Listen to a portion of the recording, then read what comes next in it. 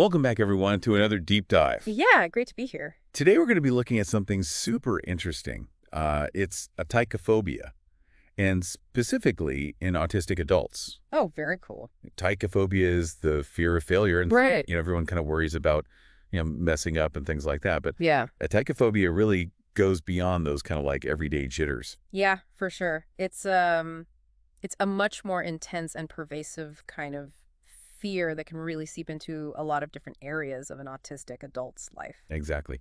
And what's interesting is that it's not even just failing at the big things. Right. It's like even just small things can trigger that fear. Yeah, absolutely. Even seemingly insignificant tasks can just become overwhelming and Yeah. really trigger that anxiety. Yeah. And that's what we're going to be looking at today. We're going to be doing a deep dive into this blog post. Okay. Adult Autism and Atychiphobia. The Fear of Failure, from the website GBabyA. Interesting. And I have to say, reading through this, I was like, wow, I never considered it from this angle. That's what's so cool about this topic. There are so many different aspects to it, and the connection between atychiphobia and the autistic experience is very, very interesting. Yeah. So help me understand this. Like, why are autistic adults particularly susceptible to this? Well, one of the core autistic traits is this tendency to be very meticulous Mm-hmm. and to have very high standards. Okay. So many autistic individuals, they really strive for excellence in everything that they do. They're super detail-oriented and very driven, but that drive can easily become this intense pressure to constantly perform flawlessly. So it's like they set themselves up to feel like anything less than perfect is just a total disaster. Exactly. And then on top of that, you have another autistic trait, which is black and white thinking. Okay. And this isn't about being stubborn. No. It's really about having difficulty with those shades of gray that, a lot of people just navigate naturally. Yeah. So imagine, for example, you're on a team project and you get feedback that isn't entirely positive. Well, for someone with black and white thinking, that might be interpreted as a complete failure rather than an opportunity for improvement. Wow. Yeah.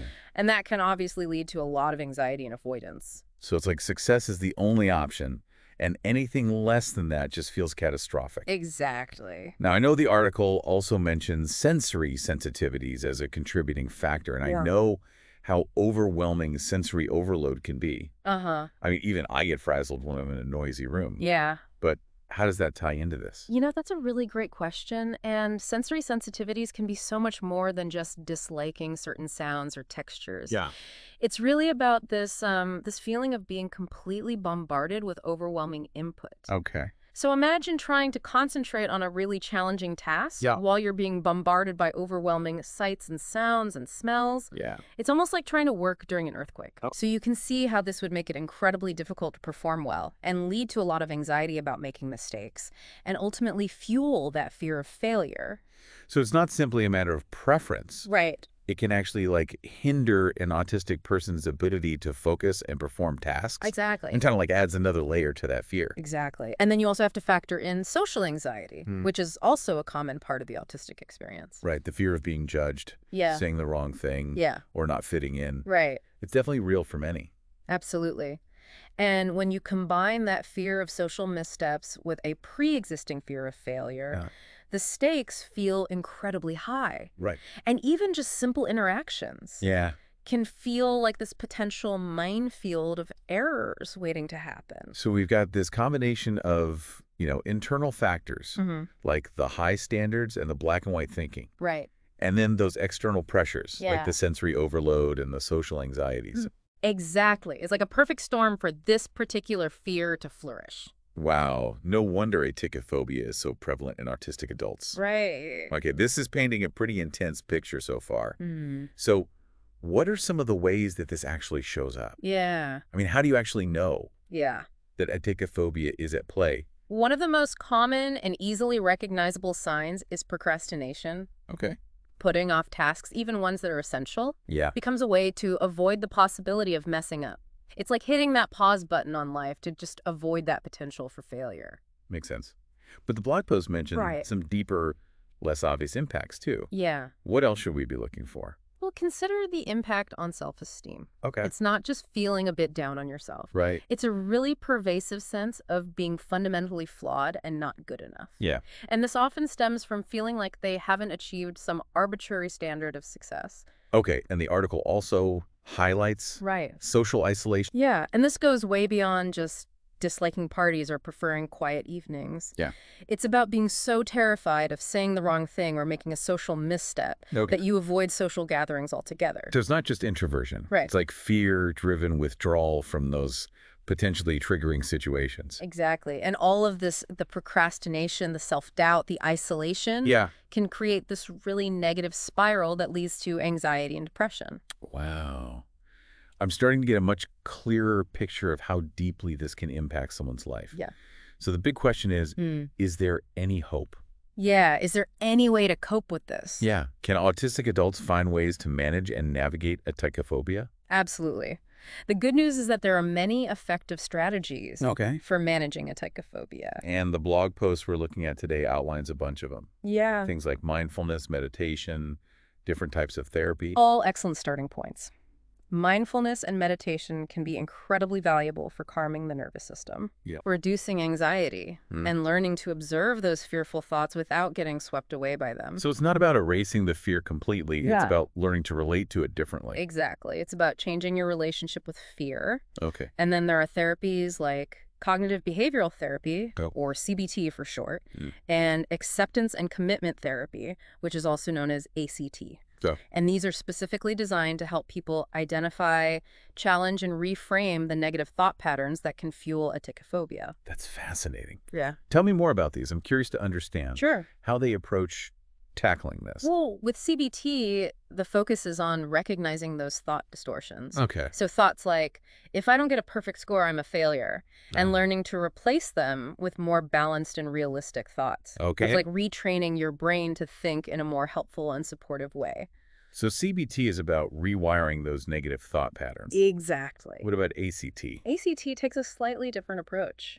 It's about accepting that fear and discomfort are part of life, but choosing to act in alignment with your values, Okay. even when those feelings are present. Okay. So imagine you have a presentation coming up and you're terrified. ACT would encourage you to acknowledge that fear, accept that it's there, Okay. and still go ahead and give the presentation because you value sharing your knowledge. It's about facing your fears in a way that feels manageable and empowering, Exactly. rather than letting them paralyze you. Exactly. And one of the most practical and effective strategies is something you probably already do in other areas of your life. Okay. And that's setting realistic goals. Oh, I'm a huge advocate for that. Yes. It's so easy to get caught up in that go big or go home thinking, Right. but it can be so overwhelming, especially when you're already struggling with this. It's like trying to run a marathon without any training. It's all about pacing yourself. Yeah. Instead of trying to climb Mount Everest on your first hike, start with a smaller hill. Break down those big, daunting tasks into smaller, more achievable steps. Celebrate those small wins. Yes. Build up that confidence. Exactly. And gradually work your way up. Exactly. It's about creating a sense of momentum and proving to yourself that you can succeed one step at a time. I love that. It's all about building that positive reinforcement, showing yourself that you're capable of achieving those goals. Exactly. Small victories pave the way for bigger ones. Okay, so we've covered some therapy options and the power of setting realistic goals. Right. What are some other strategies? Well, there's one that's often overlooked, Okay. but it's incredibly important, Okay. and that's practicing self-compassion. Ah, self-compassion. I think this is a huge one. Yeah. It's so easy to fall into that trap of self-criticism, It is. especially when you're already dealing with the fear of failure. Absolutely. But we have to remember that we are all human and mistakes are inevitable. Absolutely. And self-compassion isn't about ignoring your mistakes. It's about treating yourself with the same kindness and understanding that you would offer to a friend who is going through a difficult time. It's about acknowledging that everyone makes mistakes. Yes. It's part of being human. Yes. And it doesn't diminish your worth. Exactly. Per person. It's about shifting that inner dialogue from harsh judgment, Yeah. gentle encouragement.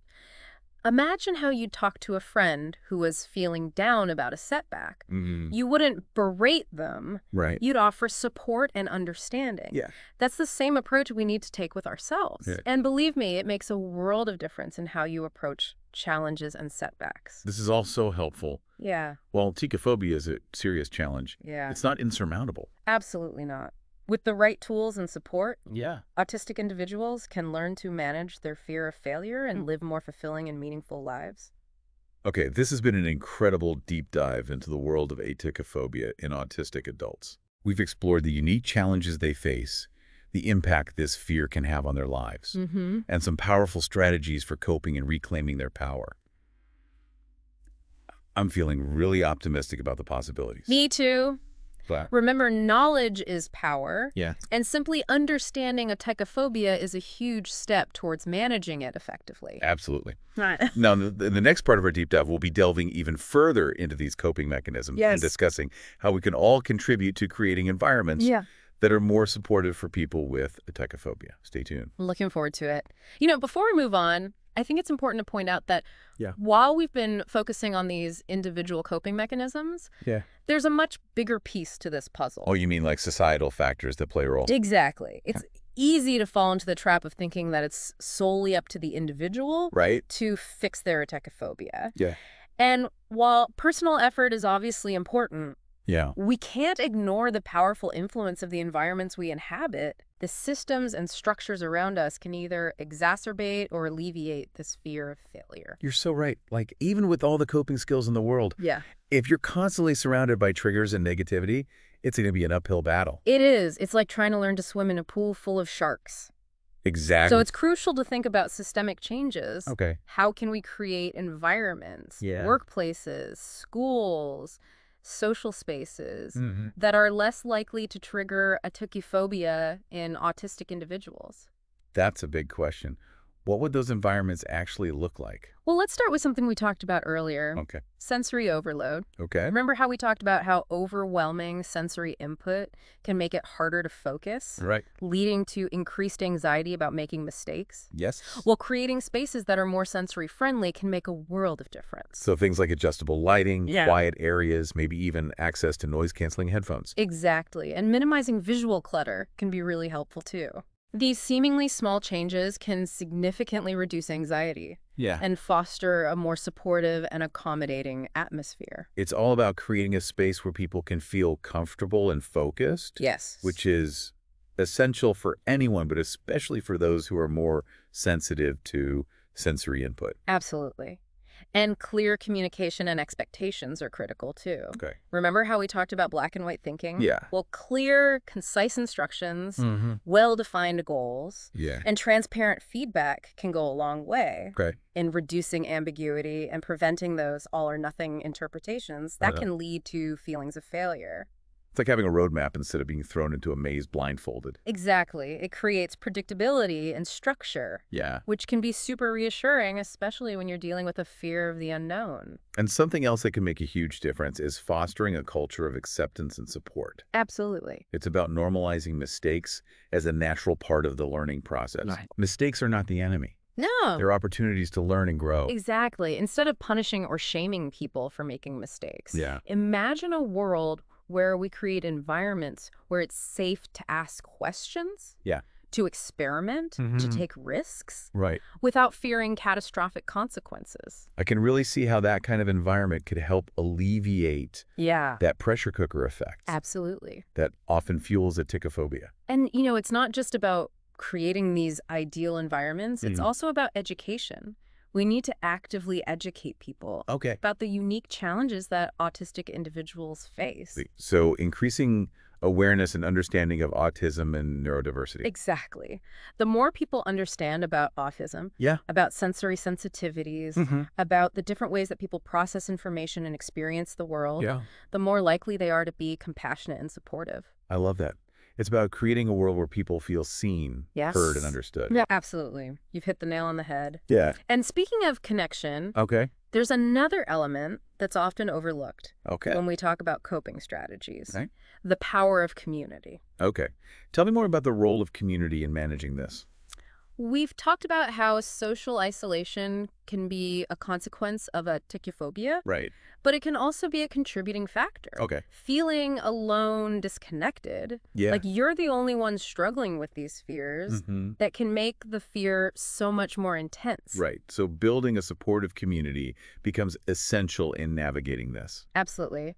Whether it's finding a therapist who specializes in autism, Mhm. joining a support group, Oh. connecting with other autistic adults online, Yeah. or even just having a few trusted friends or family members who you can confide in. Having that sense of belonging and shared experience can be incredibly powerful. It's like having a safety net when you're learning to walk a tightrope. Exactly. And sometimes just hearing someone else's story, Yeah. realizing that they've faced similar challenges and come out the other side, can be incredibly inspiring and empowering. It gives you hope. Yes. It helps you believe that you, too, can overcome this. Exactly. It's that if they can do it, I can do it too feeling. Exactly. And it's about breaking down that stigma and shame Yeah. that often surrounds mental health challenges, especially within the autistic community. Yeah, it's okay to not be okay. Exactly. And it's more than okay to ask for help. Absolutely. And support. It's about creating a space where people feel safe to be vulnerable. Yeah. To ask for help.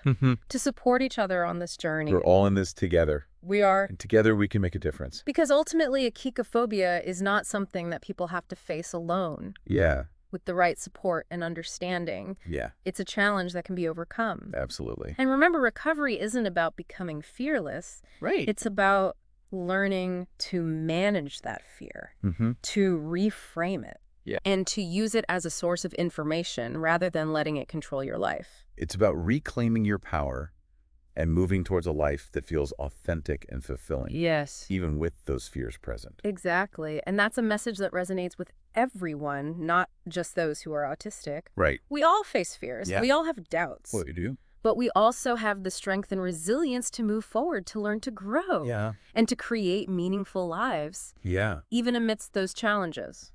This has been such a rich and insightful deep dive so far. And has been. We've gone from the root causes of atychiphobia in autistic adults to exploring individual coping mechanisms. Right.